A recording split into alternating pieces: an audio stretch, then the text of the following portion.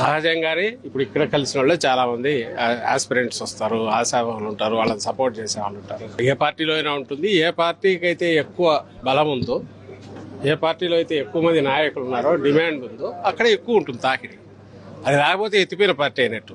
ఎవరు అడగలేదు, ఎవరిని వ్యతిరేకించలేదు, అసలు ఏమీ లైఫ్ లేదంటే అది ఎత్తిపోయిన పార్టీ ఎందుకు పనికిరాని చల్లని నాణ్యం అనుకోవాలి.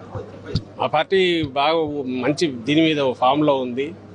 బ్రహ్మాండమైన రూలింగ్ ఇచ్చాం, ఎన్నికల్లో బ్రహ్మాండంగా పర్ఫామ్ చేయబోతున్నాం. కాబట్టి నాయకులు ఉన్నారు, కాబట్టి ఆస్పిరెంట్స్ ఉన్నారు. అది చాలా సహజంగా జరిగేది. దాన్ని వాళ్ళు కూర్చోబెట్టి మాట్లాడతాం, అందరినీ చేస్తాం, ఒక తాటి మీదకి వస్తారు.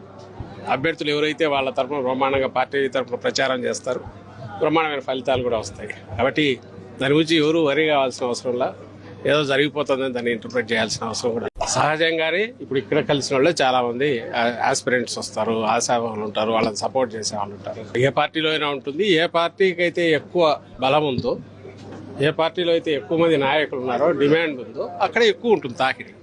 అది రాకపోతే ఎత్తిపోయిన పార్టీ అయినట్టు. ఎవరు అడగలేదు, ఎవరిని వ్యతిరేకించలేదు, అసలు ఏమీ లైఫ్ లేదంటే అది ఎత్తిపోయిన పార్టీ ఎందుకు పనికిరాని చల్లని నాణ్యం అనుకోవాలి. ఆ పార్టీ బాగా మంచి దీని మీద ఫామ్లో ఉంది. బ్రహ్మాండమైన రూలింగ్ ఇచ్చాం, ఎన్నికల్లో బ్రహ్మాండంగా పర్ఫామ్ చేయబోతున్నాం. కాబట్టి నాయకులు ఉన్నారు, కాబట్టి ఆస్పిరెంట్స్ ఉన్నారు. అది చాలా సహజంగా జరిగేది. దాన్ని వాళ్ళు కూర్చోబెట్టి మాట్లాడతాం, అందరినీ చేస్తాం, ఒక తాటి మీదకి వస్తారు.